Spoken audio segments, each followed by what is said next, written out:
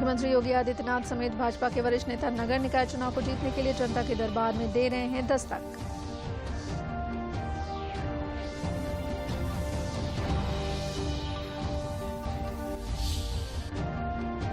लखनऊ में press conference करके कांग्रेस ने भाजपा पर लगाया आरोप। कहा, भाजपा जीतने के लिए नकली कांग्रेसियों को पार्टी में कर रही है शामिल।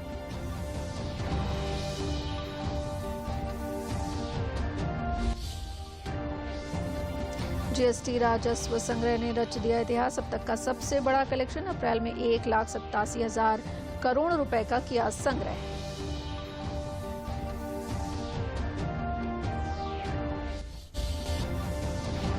और एमपी एमएलए कोर्ट से सजा होने के बाद अफजाल अंसारी की लोकसभा सदस्यता हुई समाप्त। मऊ से अफजाल अंसारी थे बसपा के सांसद।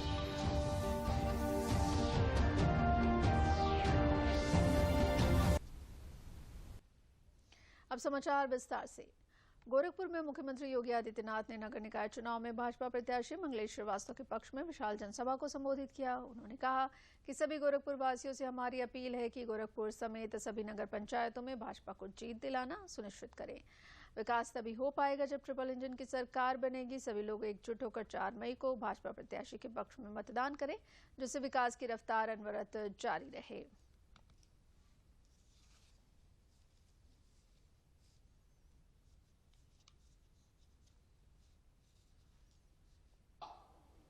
नगर निगम के साथ साथ गोरखपुर के सभी नगर पंचायतों में भी भारतीय जनता पार्टी के प्रत्याशी जीते, इसके लिए भी मैं पूरे गोरखपुर जनपद वासियों से भी अपील करूंगा, क्योंकि विकास तभी हो पाएगा।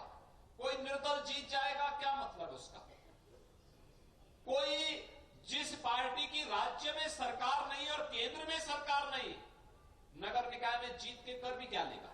कुछ नहीं कर पाएगा। जब समन्वय ही नहीं, तारतम्यता ही नहीं, तो विकास बाधित होगा। बुनियादी सुविधाएं नहीं मिलेंगी, सफाई नहीं हो पाएगी, विकास का लय नहीं बन पाएगा। और इसलिए विकास की लय बनाने के लिए आवश्यक है भारतीय जनता पार्टी का बोर्ड गोरखपुर नगर निगम के साथ साथ सभी नगर पंचायतों में बने। इसके लिए हम सब प्राण प्रण से जुटे। 4 मई को भारी बहुमत से डॉक्टर मंगलेश श्रीवास्तव जी को महापौर पद के लिए और सभी पार्षदों को उनके वार्ड से विजयी बनाने की अपील आप सबसे करने के लिए आज मैं विशेष रूप से यहां पर आया हूं। जौनपुर में मुख्यमंत्री योगी आदित्यनाथ ने नगर निगम चुनाव में भाजपा के पक्ष में एक जनसभा को संबोधित किया। उन्होंने कहा कि जौनपुर आने के लिए मैं सुबह से ही उत्सुक था। जौनपुर के लोग भाजपा प्रत्याशियों को जिताने में भाजपा की मदद करें, जिससे यहां का समुचित विकास किया जा सके। मुख्यमंत्री ने कहा कि जौनपुर की पहचान बुआ और बबुआ ने खराब कर रखी थी। इमरती की मिठास को गायब कर दिया था और युवाओं के हाथ में तमंचे थमा दिए थे। ऐसे लोगों से सतर्क रहने की जरूरत है।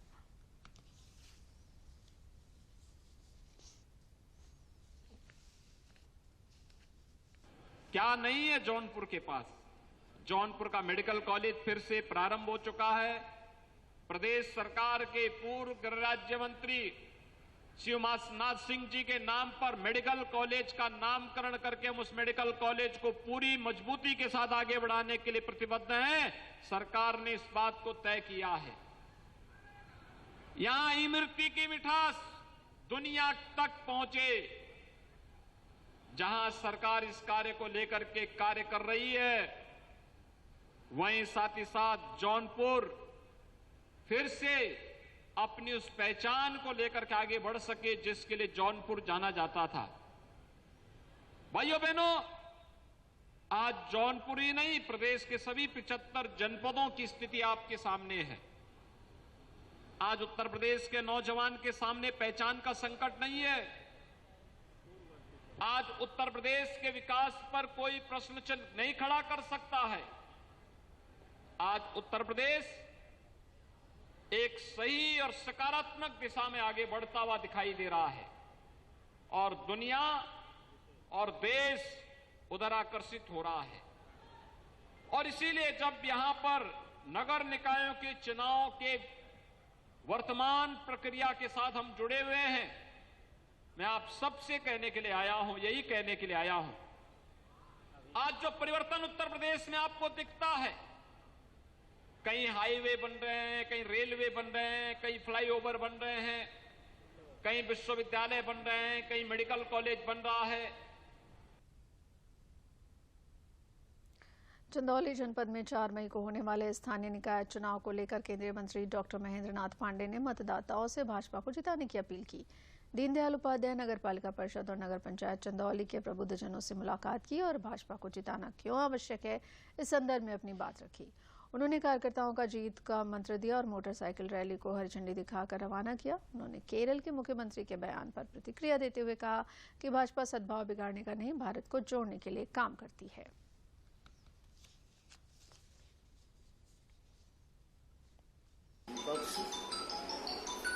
निराधार आरोप लगा रहे हैं। भारतीय जनता पार्टी पिछले चुनाव से भी ज्यादा रिकॉर्डों से चुनाव नगर पंचायत, नगर पालिका, नगर निगमों में पार्षदों के बहुमत के साथ जीती।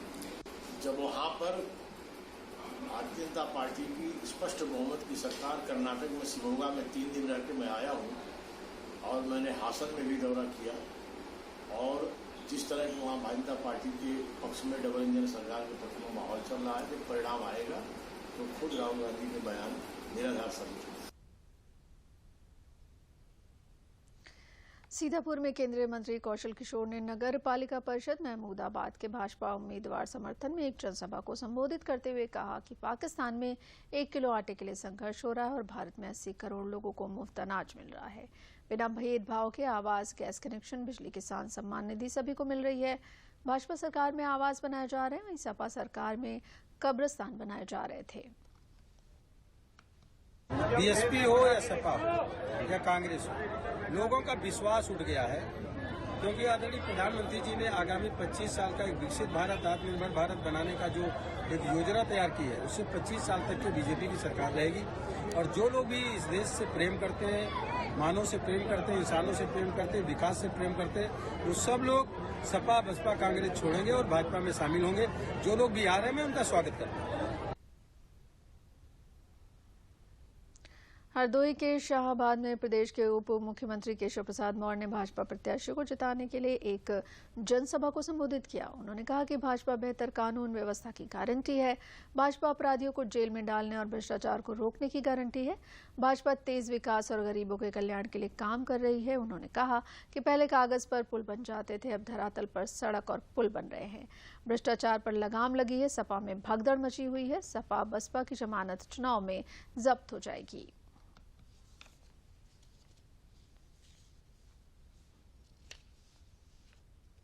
मैं यह मानता हूं कि समाजवादी पार्टी में भगदड़ मच चुकी है। उनकी पार्टी से कोई चुनाव लड़ना नहीं चाहता है। जो लड़ रहे हैं वो पछता रहे हैं और उनको मालूम है कि कमल के फूल के साथ जनता खड़ी हो गई है।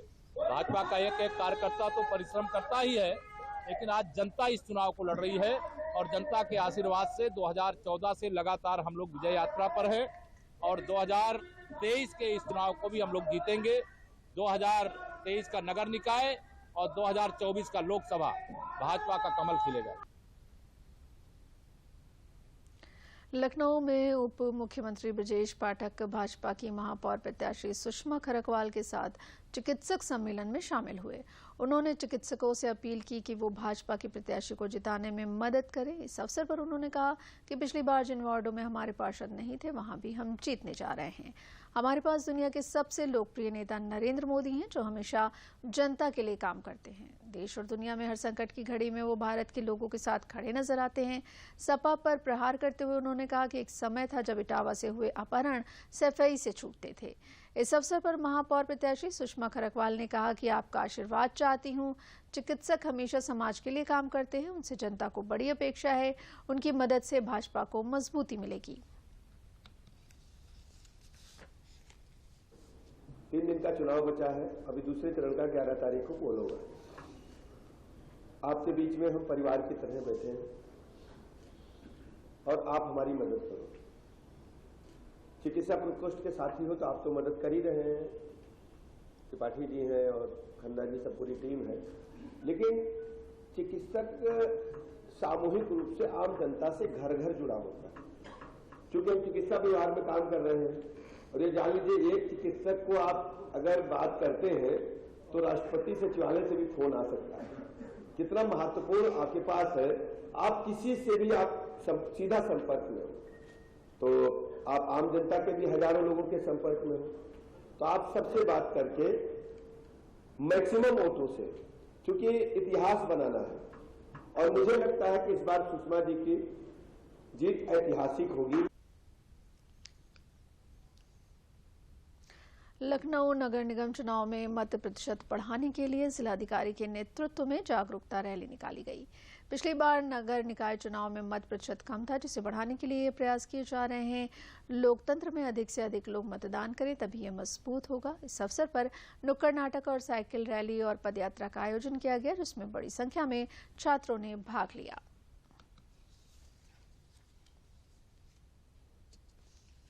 4 मई को सुबह 7 बजे से शाम को 6 बजे तक लखनऊ नगर निकाय के चुनाव होंगे, उसमें वोटिंग होगी। इसमें नगर निगम के मेयर और पार्षद पदों के लिए और नगर पंचायतों के अध्यक्ष और वार्ड मेंबर्स पदों के लिए वोट डाले जाएंगे। तो लखनऊ में सभी लोग बढ़ चढ़कर इसमें हिस्सा लें, वोटिंग करें। इस उद्देश्य से यहाँ अभी एक बृहद रैली का आयोजन किया गया है, जिसमें स्कूल्स के बच्चे हैं, स्काउट्स गाइड्स हैं और आंगनबाड़ी हैं, तमाम और भी लोग हैं जो कि इस रैली में पार्टिसिपेट कर रहे हैं। उद्देश्य है मतदाताओं में जागरूकता फैलाने का, क्योंकि लखनऊ में पिछले नगर निकाय के चुनाव में मात्र 38% वोटिंग हुई थी। इसका मतलब 62% लोगों ने अपने मताधिकार का प्रयोग नहीं किया था। ये बहुत ज़्यादा संख्या है। जो लोग मताधिकार का उपयोग नहीं करते हैं या मतदान की पूरी प्रक्रिया से उदासीन हैं, उन लोगों को जागृत करने के लिए, जागरूक करने के लिए ये रैली का आयोजन किया गया है। मथुरा में भाजपा प्रत्याशियों के समर्थन में ऊर्जा मंत्री ए के शर्मा ने पदयात्रा कर मतदान करने की अपील की। भाजपा मेयर प्रत्याशी विनोद अग्रवाल के लिए वोट मांगते हुए उन्होंने कहा कि जितनी बड़ी संख्या में लोग यहां उपस्थित हैं, उससे जीत सुनिश्चित लग रही है। मथुरा में विकास की जो धारा बह रही है, उसको अनवरत जारी रखने के लिए ट्रिपल इंजन की सरकार बनाना आवश्यक है। भारी बारिश के बीच कार्यकर्ताओं का उत्साह देखकर मंत्री ने इसे जीत का संकेत बताया है।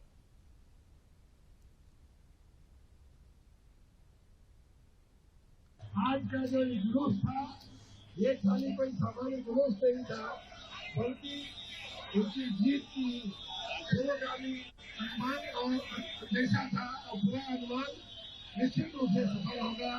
पूरा नगर उनके साथ चल रहा था, पूरा नगर माननीय विनोद अग्रवाल जी के अगवानी में चल रहा था। इसलिए इस चुनाव का परिणाम तो पहले ही घोषित हो चुका है। हमें इस परिणाम को, इस चुनाव को जीतने के लिए, इतना प्रचंड जन समर्थन के लिए भगवान श्री कृष्ण की राधे रानी की इनके ऊपर इतनी बड़ी कृपा के लिए मैं माननीय विनोद अग्रवाल जी को आप सबकी तरफ से बहुत बहुत बधाई देता हूँ। वहीं आगरा में भी भाजपा प्रत्याशियों के लिए कैबिनेट मंत्री ए के शर्मा ने नुक्कड़ सभाओं को संबोधित किया। उन्होंने कहा कि आगरा की समस्याओं के समाधान के लिए भाजपा के मेयर प्रत्याशी और पार्षदों को अधिक से अधिक संख्या में मतदान कर जिताने का काम करें।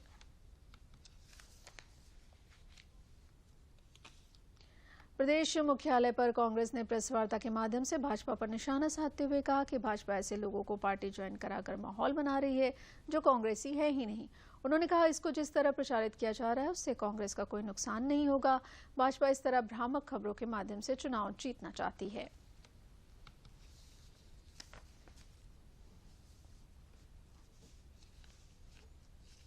आज मैंने हिंदुस्तान में सुबह से एक खबर पढ़ी, पेज नंबर 2 पे, कि पूर्व मंत्री समेत कांग्रेस के 12 पार्षद उम्मीदवार उनके नाम भी दिए हुए हैं, जिन्होंने भारतीय जनता पार्टी में शामिल होने की घोषणा की और डिप्टी सीएम साहब के सामने घोषणा हो रही है। मैं दोस्तों ये कहना चाहता हूं कि आखिर हम लोग झूठ का सहारा कब तक लेते रहेंगे। अब अगर आपका प्रत्याशी संगीता जायसवाल जी से कांग्रेस प्रत्याशी टक्कर नहीं ले पा रहा है, तो आपने वही हथकंडे अपनाने शुरू कर दिए जिसके लिए भाजपा पूरे हिंदुस्तान में मशहूर होती जा रही है। वस्तु एवं सेवा कर के राजस्व संग्रह ने इतिहास रच दिया है। अप्रैल में जीएसटी संग्रह 1,87,000 करोड़ रुपए रहा है, जो जीएसटी लागू होने के बाद से अब तक का सबसे ज्यादा और सबसे बड़ा कलेक्शन है। वित्त मंत्रालय ने सोमवार को जारी एक बयान में ये जानकारी दी है। वित्त मंत्रालय की ओर से जारी आंकड़ों के मुताबिक वित्त वर्ष 2023-24 के पहले महीने में जीएसटी संग्रह 1.87 लाख करोड़ रुपए रहा है। आंकड़ों के मुताबिक अप्रैल में जीएसटी संग्रह बीते साल के अप्रैल महीने के मुकाबले 12% ज्यादा दर्ज किया गया है। प्रधानमंत्री नरेंद्र मोदी ने भी जीएसटी के रिकॉर्ड कलेक्शन पर खुशी व्यक्त की है। उन्होंने ट्वीट कर कहा है कि भारतीय अर्थव्यवस्था के लिए बड़ी खुशखबरी, कम कर दरों के बावजूद बढ़ता कर संग्रह इस बात की सफलता को दर्शाता है कि जीएसटी ने एकीकरण और अनुपालन को कैसे बढ़ाया है। प्रधानमंत्री ने जीएसटी के इस ऐतिहासिक कलेक्शन को बड़ी खबर बताते हुए कहा है कि कम कर के बावजूद भी अर्थव्यवस्था टैक्सेशन के मोर्चे पर आगे बढ़ रही है।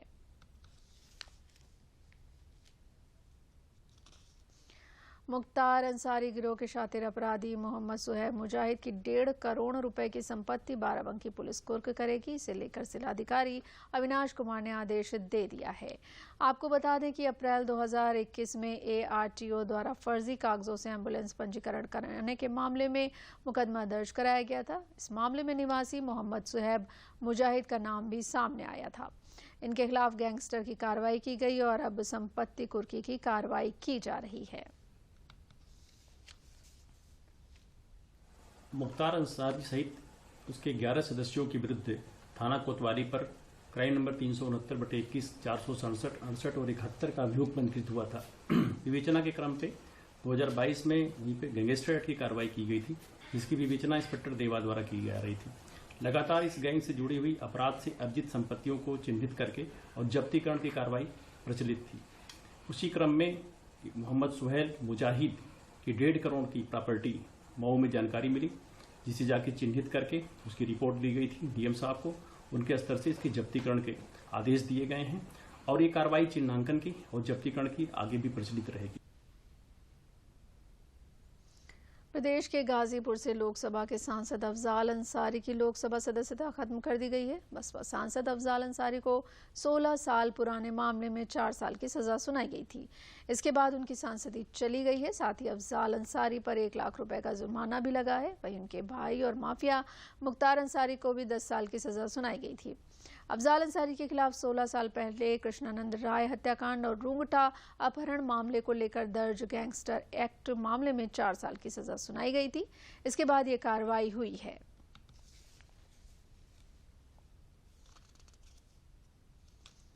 महाराष्ट्र के स्थापना दिवस के अवसर पर कल देर शाम मराठी समाज के एक कार्यक्रम में प्रदेश की राज्यपाल आनंदीबेन पटेल ने कहा कि महाराष्ट्र देश की आर्थिक राजधानी है। महाराष्ट्र में विभिन्न परंपरा और समाज के लोग निवास करते हैं। उत्तर प्रदेश के लोग भी महाराष्ट्र को बनाने संवारने में मदद करते हैं। इस अवसर पर उन्होंने महाराष्ट्र के लोगों को शुभकामनाएं देते हुए कहा कि कल के दिन 2 प्रदेश बने थे, उनमें महाराष्ट्र और गुजरात शामिल हैं। दोनों प्रदेशों की जनता को इस अवसर पर राज्यपाल ने शुभकामनाएं दी। छोटे राज्य या तो छोटे डिस्ट्रिक्ट या छोटे तहसील होते हैं तब उसका विकास जल्दी होता है। और इसी वजह से मुझे याद है कि 1956 में 1956 में मैं जब 8वीं कक्षा में थी तब ये आंदोलन गुजरात में चलता था और महागुजरात की मांग होती थी। हम भी इसमें जुड़े थे, छोटे छोटे थे, लेकिन स्कूलें बंद रहती थी और रोड पर जुलूस निकालते थे और महागुजरात जिंदाबाद का नारा लगाते थे। मुझे याद है, आप भी लगाते होंगे वहां से। और फिर 1 मई के दिन 1960 में गुजरात राज्य अलग हुआ। तब से लेकर आज तक गुजरात का जो विकास हुआ है, इससे तरफ महाराष्ट्र का जो विकास हुआ है, चाहे आर्थिक दृष्टि से विकास हो, चाहे एजुकेशन की दृष्टि से विकास हो, चाहे हेल्थ की दृष्टि से विकास हो, इंफ्रास्ट्रक्चर की दिशा में हो, इंडस्ट्रीज के दिशा में हो, रोजगार की दिशा में हो, ऐसे कई अनेक प्रकार के विकास, उसका लाभ वहां की जनता को प्राप्त हुआ है। वाराणसी में गंगा पुष्कर महोत्सव में विजयवाड़ा के राव दंपति डॉक्टर BS राव और उनकी धर्मपत्नी डॉक्टर B झांसी लक्ष्मीबाई तथा सीमा बोपन्ना विजयवाड़ा से 100 कर्मियों के दल के साथ वाराणसी आए हैं। वो यहाँ के गणेश महल स्थित भवन में विशालकाय रसोई में प्रतिदिन 20,000 से लेकर 25,000 लोगों को शुद्ध भोजन के पैकेट का वितरण करते हैं। गोदौलिया चौराहे पर स्टॉल लगाकर इन भोजन के पैकेट का वितरण किया जा रहा है। लगभग 60 से 70 सन्यासियों को प्रतिदिन अपने गणेश महल स्थित कैंप कार्यालय पर फलाहारी भोजन भी करा रहे हैं। भविष्य में सन्यासियों एवं तीर्थयात्रियों को प्रतिदिन भोजन कराने का संकल्प भी ले रहे हैं। ऐसा काशी में सेवा भाव करते हुए प्रथम बार ऐसे दंपति देखे गए जो सुदूर विजयवाड़ा से आकर काशी में पुण्य लाभ प्राप्त करने के लिए तीर्थयात्रियों को भोजन पैकेट वितरण कर रहे हैं। We brought 100 people from Hyderabad and Vijayawada, and locally we engaged another 50 people.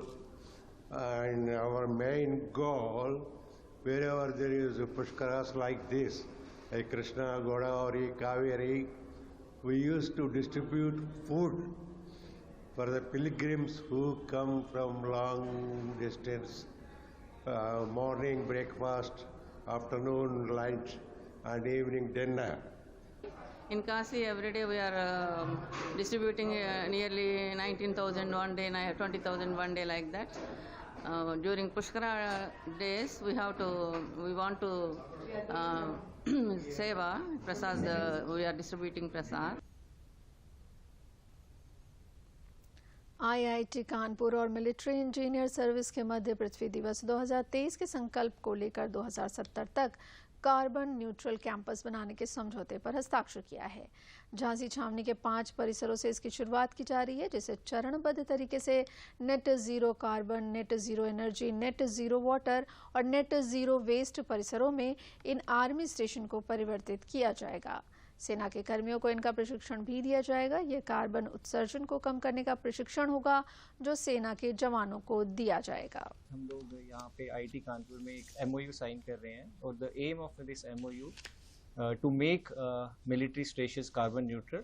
So with that हम लोगों ने ये MOU जो किया है उसके अंदर हम लोगों की ट्रेनिंग होगी। उसके बाद एक IIT ऑडिट करेंगे बेस्ड ऑन देयर ऑडिट कि कितना कार्बन फुटप्रिंट कम कर पाए हमारे मिलिट्री स्टेशंस, हमें कार्बन न्यूट्रलिटी सर्टिफिकेशन दिया जाएगा। Army has really taken a good initiative on this line और वो खुद आगे बढ़ के आ गया है कि हमारे कंटोनमेंट वो अपने कंटोनमेंट्स कार्बन न्यूट्रल में कन्वर्ट करना चाहते हैं। और IIT Kanpur is very happy that we are knowledge partner for army for this noble cause that we are starting there. And it is not only noble but I think क्योंकि India carbon neutral बनना चाहता है by 2070, so this will really pave out a way by demonstrating some real world projects in within India and within our own society, or we are really excited to be. Bahraich में भारत नेपाल संयुक्त समन्वय समिति की सीमा सुरक्षा बल की 42वीं बटालियन में बैठक की गई। बहराइच के जिलाधिकारी दिनेश चंद ने पिछली बैठक में उठाए गए मुद्दों पर की गई कार्रवाई पर संतोष व्यक्त किया। उन्होंने कहा कि स्थानीय निकाय चुनाव को लेकर सीमा पर निगाह रखी जाए जिससे निर्वाचन शांतिपूर्ण संपन्न हो सके। खुली सीमा पर चौकसी बढ़ाई जाए, दोनों देशों की टीम एक दूसरे के संपर्क में रहे और इस मतदान से पहले सीमा को सील किया जाए। नेपाल की तरफ से CDO बाके विपिन आचार्य व CDO बद्रिया नारायण प्रसाद रिसाल ने शांतिपूर्ण चुनाव के लिए सहयोग करने का आश्वासन दिया।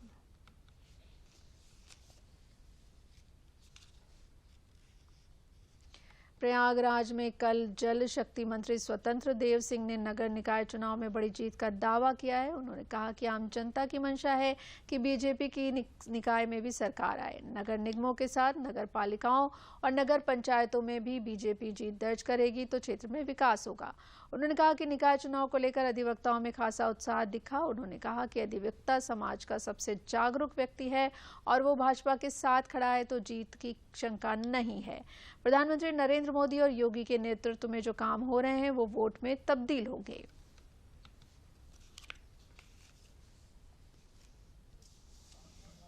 एक कार्यकर्ता कैसे तैयार किया जाता है और एक व्यक्ति कैसे तैयार किया जाता है। पंडित दीनदयाल उपाध्याय भले प्रधानमंत्री नहीं बने, लेकिन अटल जी जैसा एक वक्ता तैयार करना, उनको ज्ञान देना, पूरा लिखना, सभी पार्टी किस रास्ते चलेगी, किस रास्ते आगे बढ़ेगी, चाहे अंत्योदय हो, चाहे एकात्म मानववाद हो, दर्शन हो, चाहे हमारी विदेश नीति हो, चाहे आर्थिक नीति हो, चाहे कृषि नीति हो, सभी नीतियों को उन्होंने लिखा है। जनपद कानपुर देहात में जिलाधिकारी नेहा जैन ने श्रमिक दिवस के अवसर पर एक अभिनव प्रयोग किया है। उनके नेतृत्व में जनपद के अधिकारी गोद लिए विद्यालयों में जाकर बच्चों के साथ मिलकर श्रमदान द्वारा साफ सफाई कर रहे हैं। इस पहल का उद्देश्य था कि छात्र छात्राओं में नैतिक जिम्मेदारी की भावना को विकसित करना है, साथ ही छात्रों के मन में यह भाव पैदा करना कि विद्यालय की साफ सफाई एवं स्वच्छता केवल एक का नहीं सबका दायित्व है। इस अवसर पर जिलाधिकारी ने कहा कि सरकार की सोच है कि हर बच्चा स्कूल जाए और स्कूल का प्रांगण साफ सुथरा रखे। उन्होंने अधिकारियों से शिक्षकों एवं अभिभावकों के साथ मिलकर एक शिक्षा चौपाल लगाने का निर्देश दिया।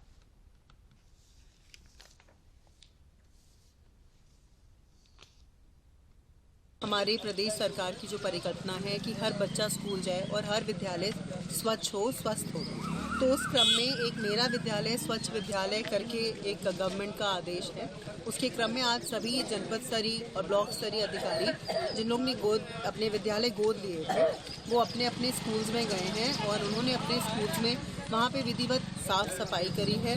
फिर वहाँ पे बच्चों का जो लर्निंग लेवल है, जो अलग अलग संदर्शिका और जो सपोर्टिंग मटेरियल है, जो बिग बुक्स हैं, जो और मॉड्यूल्स हैं, लर्निंग मॉड्यूल्स के रिमीडियल मॉड्यूल्स हैं, वो सब परखा गया है।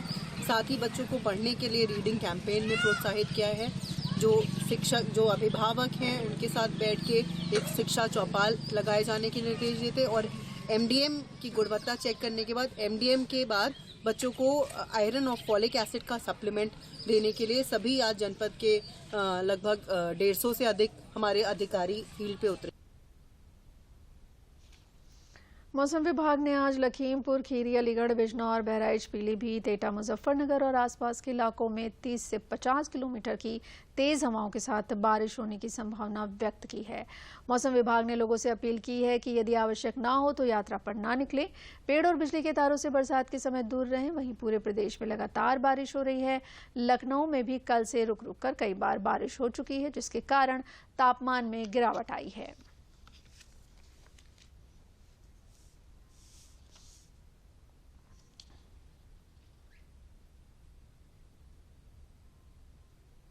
अंत में प्रमुख समाचार एक बार फिर।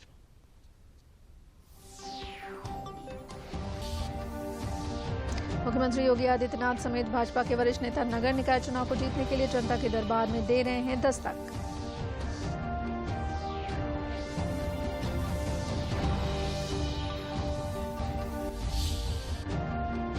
लखनऊ में प्रेस कॉन्फ्रेंस करके कांग्रेस ने भाजपा पर लगाया आरोप। कहा, भाजपा जीतने के लिए नकली कांग्रेसियों को पार्टी में कर रही है शामिल।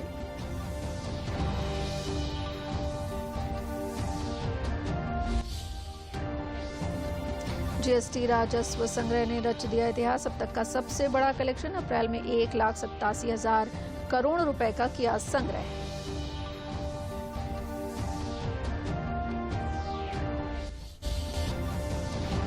और MP MLA कोर्ट से सजा होने के बाद अफजाल अंसारी की लोकसभा सदस्यता हुई समाप्त। मऊ से अफजाल अंसारी थे बसपा के सांसद।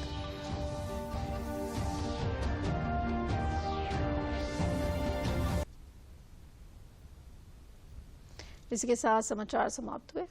नमस्कार।